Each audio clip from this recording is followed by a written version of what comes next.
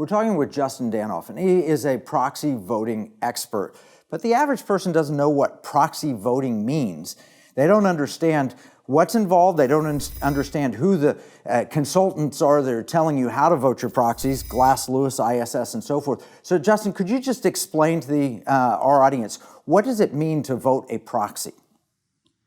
Yeah, so again, when we think about what is being done with the corporate proxy ballot, these are property rights that most Americans that have exposure to the markets are ignoring. And as conservatives, that's especially shocking because conservative values have always looked after property rights.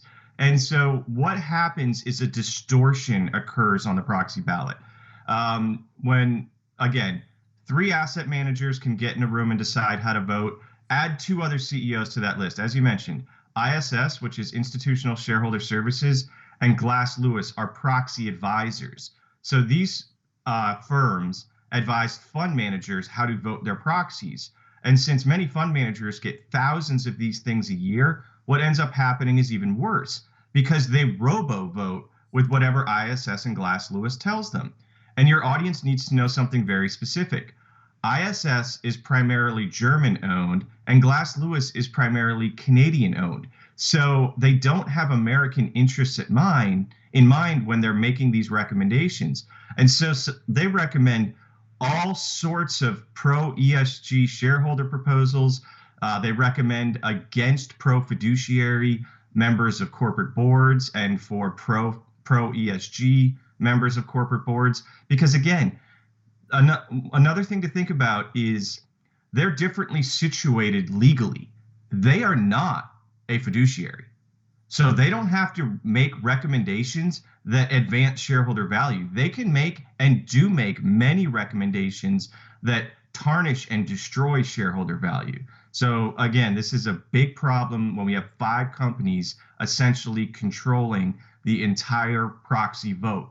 And individual shareholders, I have to put this out there because it's frustrating, and it's been frustrating me for a while, Kevin. They don't show up to vote, right? So it's on somewhere between 20 and 30%. That's about it. Actually cast their vote, and so that gives the institutional investors and the 2 large proxy advisory firms that control 97% of the market even more influence on the vote.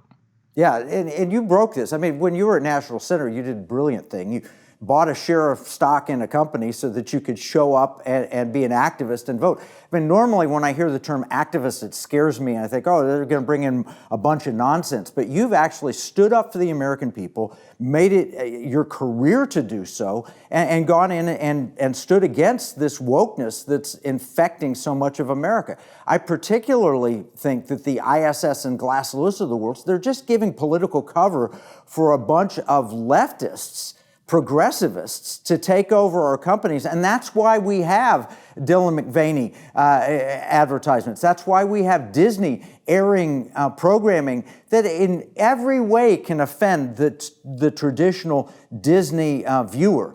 And in fact, it's against the interest of the investor. I buy Disney shares because I want family-friendly entertainment.